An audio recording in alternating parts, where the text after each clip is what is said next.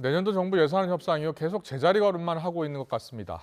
이태원 참사 국정조사 특위는 내일 이태원 현장과 서울시 등에 대한 현장 조사를 시작합니다.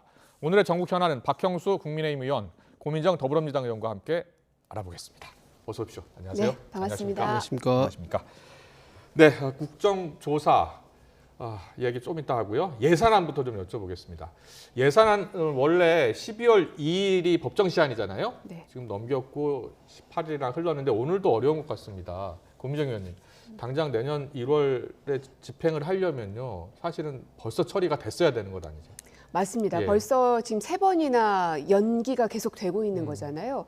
그러니까 저는 이제 윤석열 정부가 과연 정부로서 또 국민의힘은 여당으로서 의지가 얼만큼 있는가 좀 의심스러운데요. 예산은 정부가 그 의지를 가지고 추진해야 될 첫 번째 항목인 겁니다. 네. 그러나 별로 이거를 단시간 안에 또 빠른 시기 안에 통과시키겠다는 의지가 지금 전혀 없어 보이고요. 심지어는 국회의장이 냈던 중재안은 저희 민주당으로서는 반발이 굉장히 심했습니다. 받을 수 없다.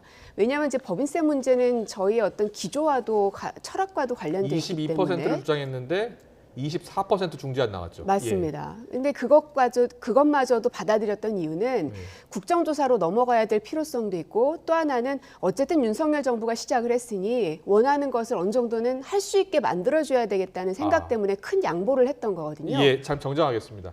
민주당은 25%를 주장했었고 국민의힘은 22%를 주장했는데 중재안은 24%를 나왔습니다. 그렇죠. 원래대로는 예, 그랬습니다. 맞습니다. 예.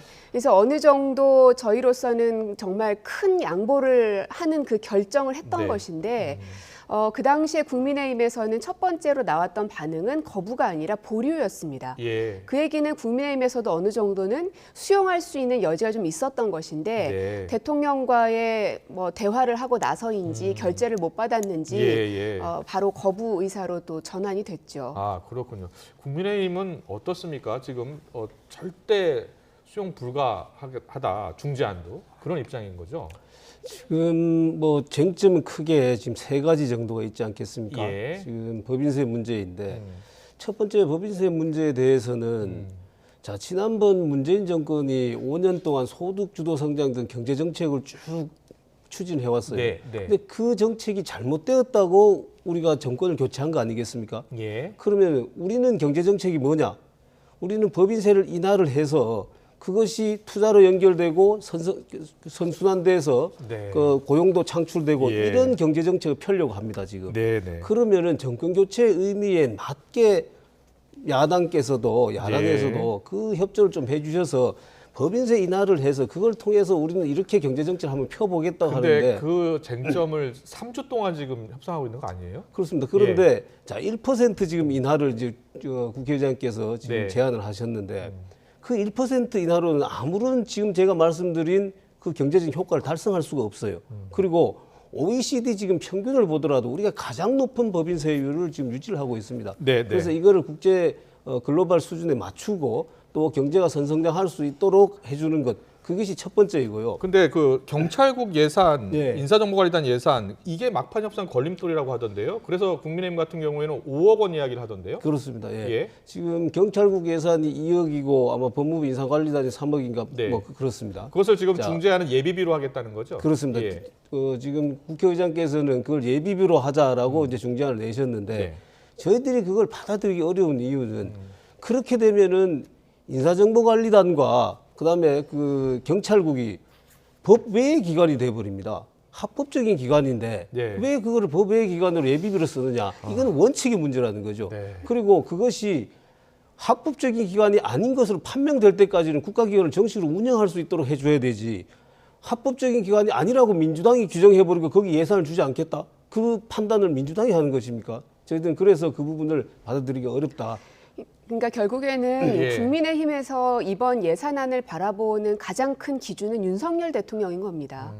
결국 이 5억 원 때문에 639조를 붙잡고 있는 거잖아요. 국민들에게 가는 예산들 더 얼마나 더 늘릴 것인가, 그리고 경제를 얼마나 더 활성화시킬 것인가, 그 취지에 대해서는 저희도 공감합니다. 예. 다만 방법이 조금 다를 뿐인데 이 법인세 문제라든지 뭐 부동산 문제라든지 여기에 대한 치열한 고민이 있어야 되는데 사실 뚜껑을 다 열어봤더니 결국은 경찰국, 청와대 이전 이런 것들에 대한 예산을 지켜내기 위해서 639조를 붙잡고 있는 걸로 보이거든요. 네. 그렇기 때문에 정부로서 이 책임감이 없는 정부다. 네. 그리고 정부를 국정을 제대로 운영해 갈 어떤 의지는 별로 보이지 않는다라고 자꾸 말씀을 드리는 겁니다. 알겠습니다. 똑같은 얘기를 할 수 있겠죠. 예. 5억 원 때문에 민주당이 지금 639억을 붙잡고 있는 것입니다. 예, 알겠습니다. 그런데요, 여야가 합의한 게 예산 합의 처리하고 이태원 참사 진상규명을 위해서 국정조사 하기로 했어요. 근데 지금 국정조사 하기로 한 날짜 앞서 제가 정리를 해드렸습니다만 45일 동안 하기로 했는데 벌써 25일이 흘렀습니다. 그래서 결국 어제는 야3당 단독으로 개문 발차했습니다. 그래서 이제 뭐 전체회 열고 현장 조사 기관 보고 또 증인 채택했는데 국민의힘은 언제쯤 합류할 수 있는 겁니까?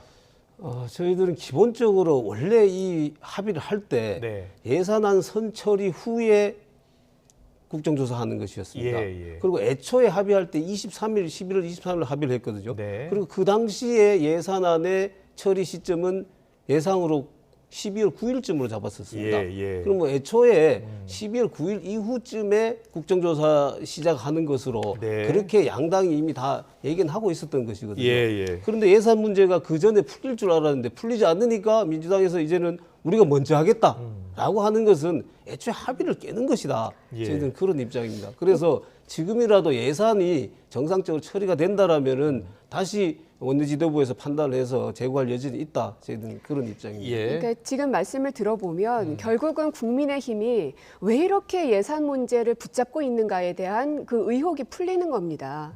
그러니까 결국은 시간 끌기로 해서 국조를 무력화하겠다는 의도가 지금 보여지는 거 아니겠습니까? 예산에 대해서 여당과 야당이 현재 맞서고 있습니다. 하지만 국조는 시간이 계속 흘러가는 것을 우리가 그냥 두고만 볼 수는 없지 않습니까? 현장에서는 이 유족들에게 막말을 하는 사람들뿐만 예. 아니라 국회에서도 국민의힘 의원들 가운데서도 차마 입에 담을 수 없는 말들이 계속 나오고 있습니다. 네. 언제까지 그분들을 그대로 방치하실 건가? 그런 이 저희들 국조를 무력화하려는 저희들은 좀 거둬주셨으면 좋겠습니다. 네.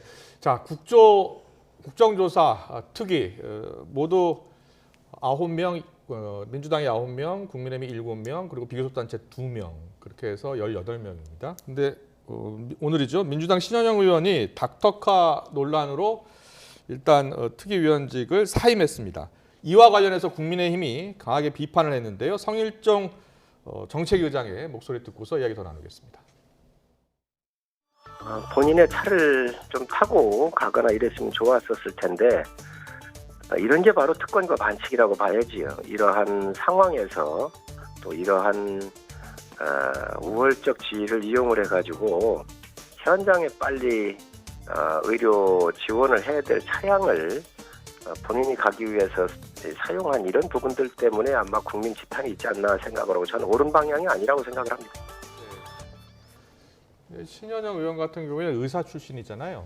예. 그래서 이제 본인은 거기서 그날 참사 당일에 현장에서 이제 의사 활동도 하고 구호 활동도 한 것으로 전해졌는데 지금 이 닥터카가 논란이 되고 있는 거죠.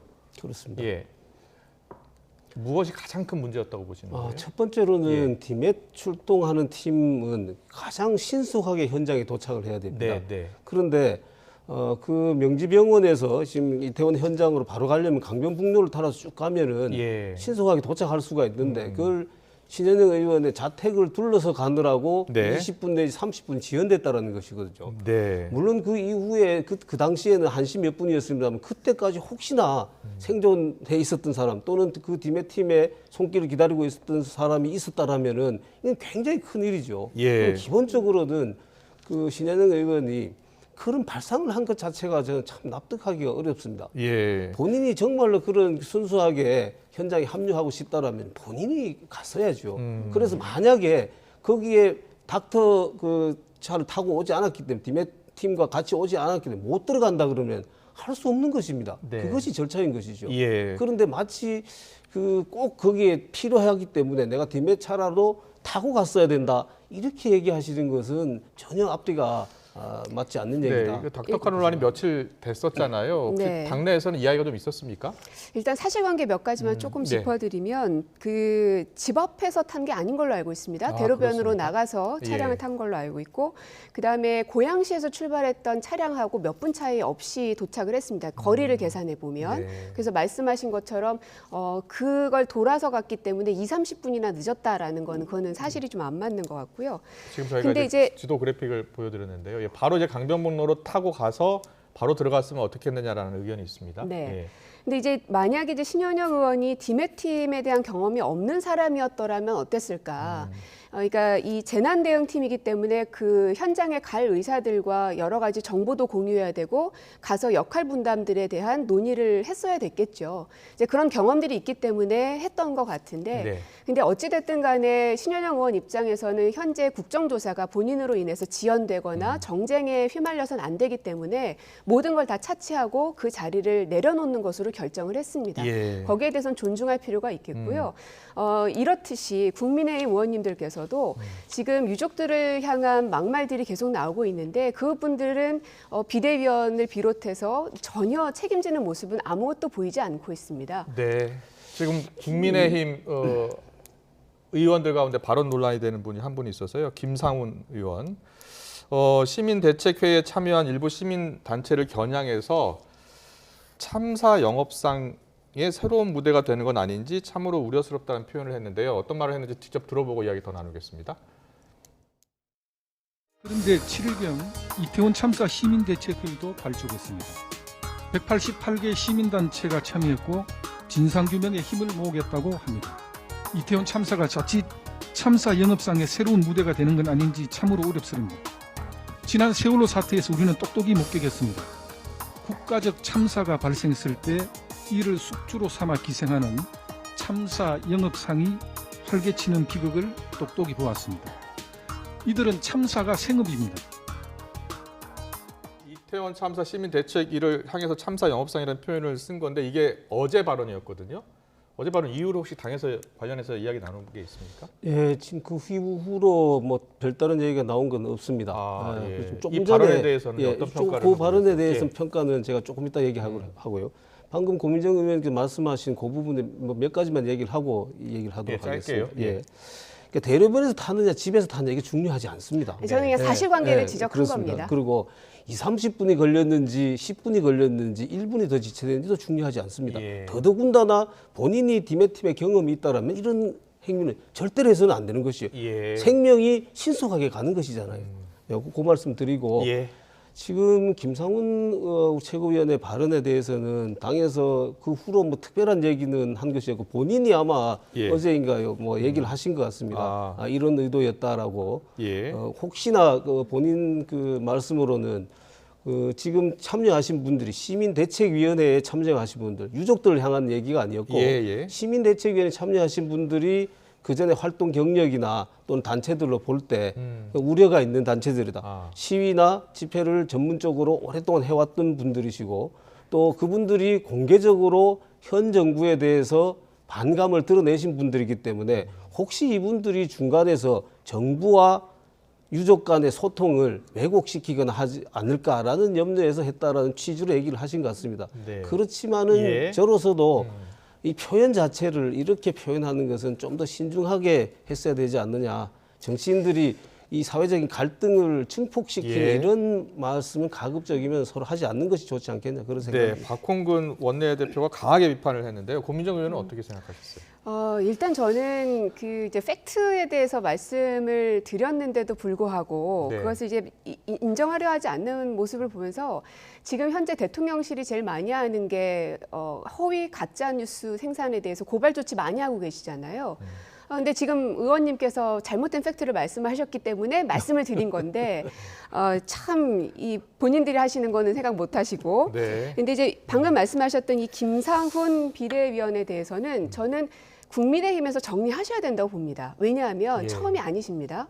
예전에 그 MBC였던가요? 그 광고 중단해야 된다. 삼성과 같은 이런 대기업들은 이런 그 왜곡 보도, 허위 보도하는 곳들은 광고를 주면 안 된다. 이런 발언을 해서 논란을 일으켰던 분이십니다. 예. 근데 이번에 또다시 이런 막말을 하셨거든요.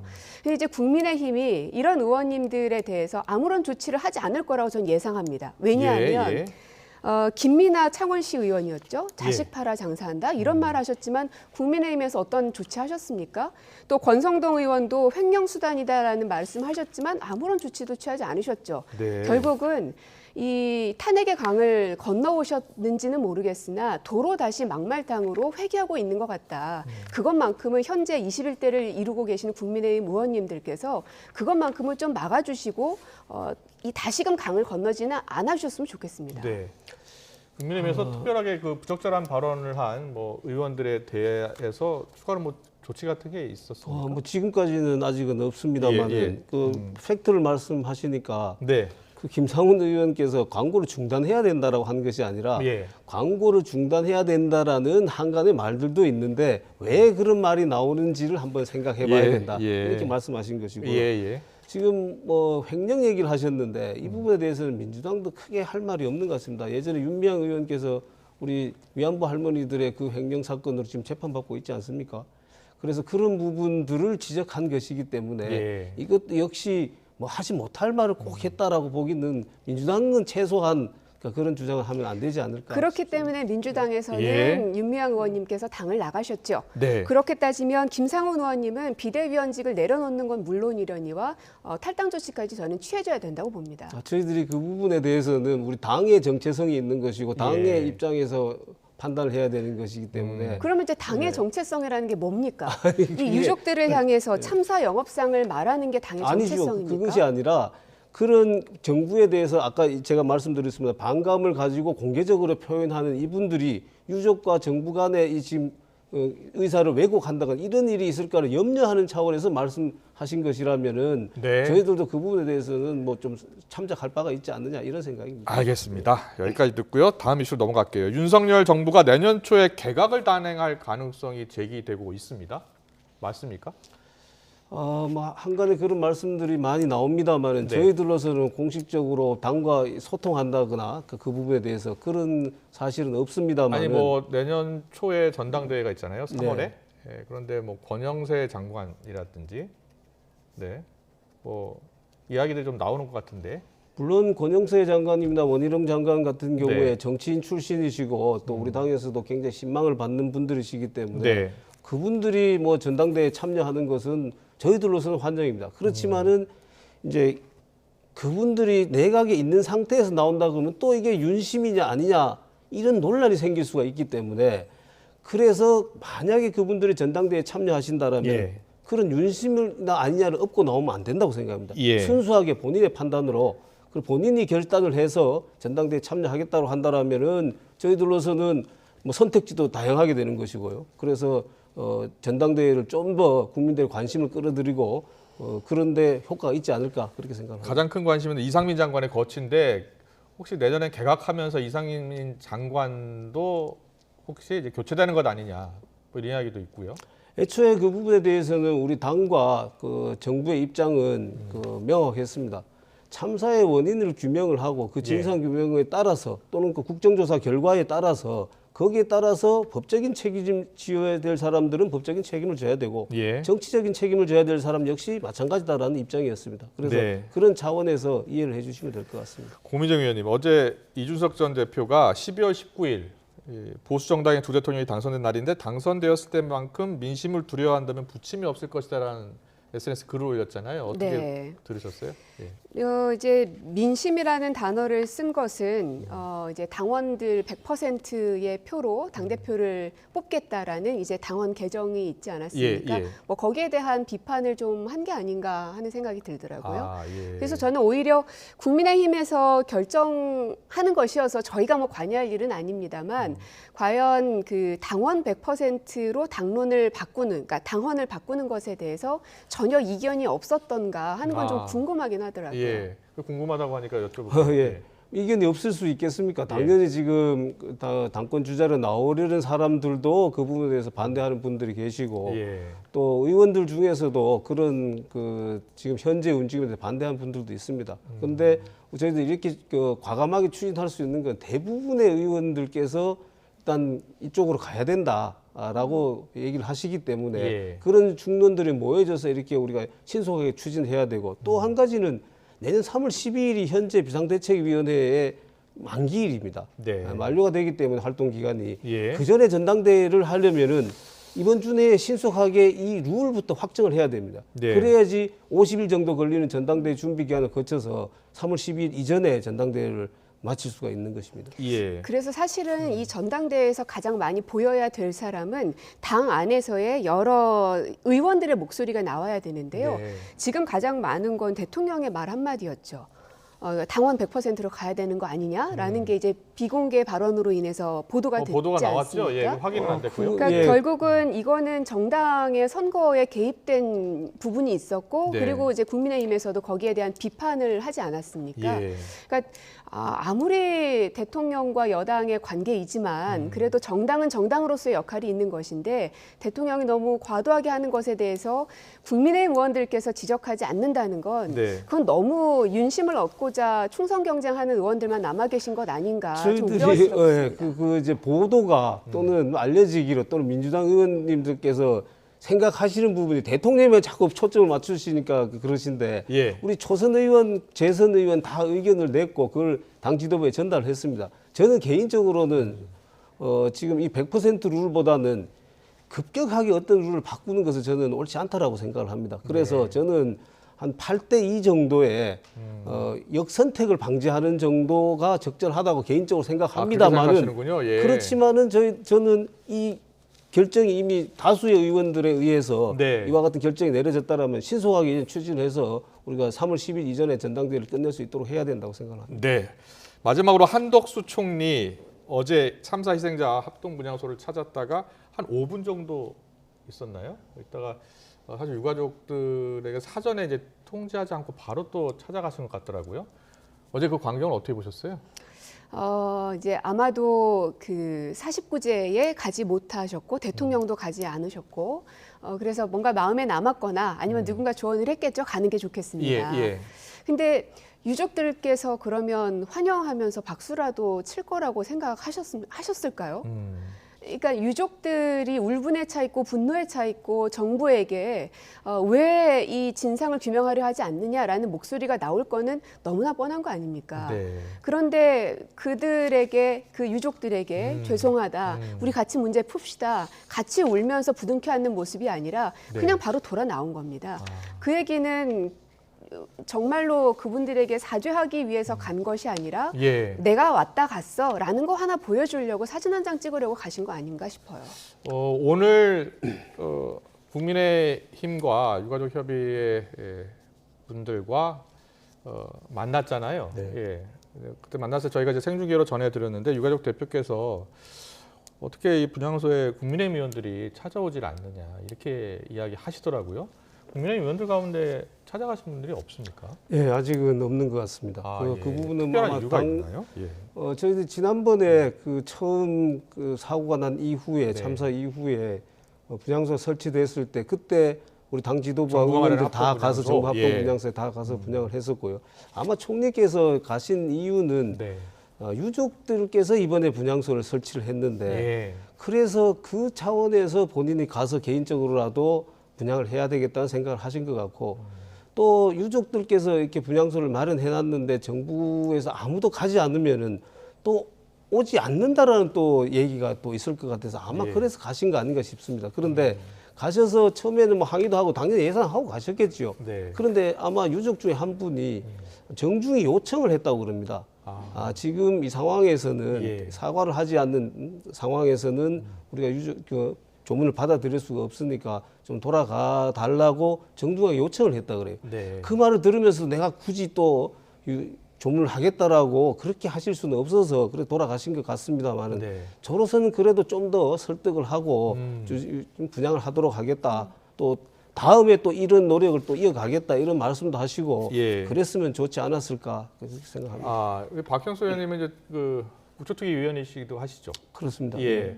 그 국민의힘 특위위원들 모두 이제 7분이신데 거기 혹시 계획을 갖고 계신 건 있나요?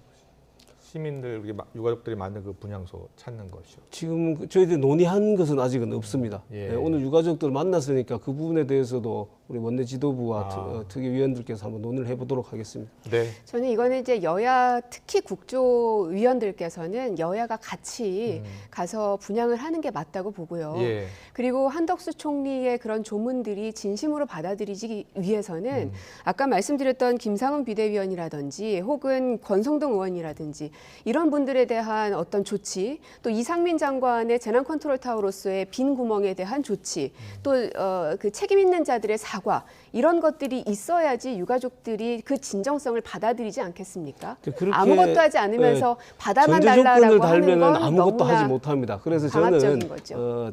예산안이 통과되고 예. 그리고 국정조사가 정상적으로 된다라면은 우리 고민정 의원이 말씀하신 것처럼 특위위원들이 여야 합동으로 가서 분양하는 것은 저는 굉장히 좋은 방안이라고 생각합니다. 가능한 빨리 그런 모습 봤으면 좋겠네요. 네. 네, 알겠습니다. 오늘 두 분 말씀 여기까지 듣겠습니다. 박형수 국민의힘 의원, 고민정 더불어민주당 의원과 함께했습니다. 잘 들었습니다. 고맙습니다. 네, 고맙습니다. 고맙습니다.